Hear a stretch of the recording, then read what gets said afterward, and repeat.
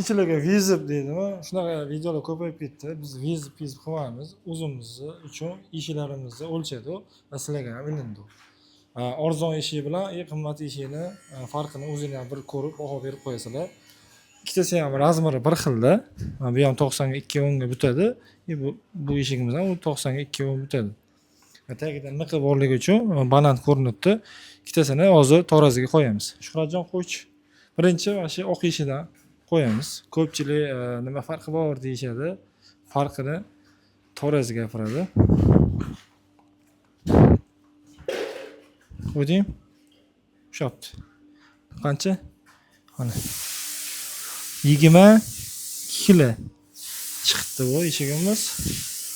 Xo'p, endi narigisini qo'yamiz. Sen qo'y buni.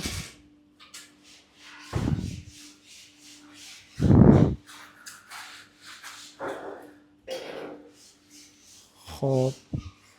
Yaxshi, tegmani tegmagan. Buni qochib turibdi. 39 kilo, yaqin 40 kiloga yaqin chiqdi.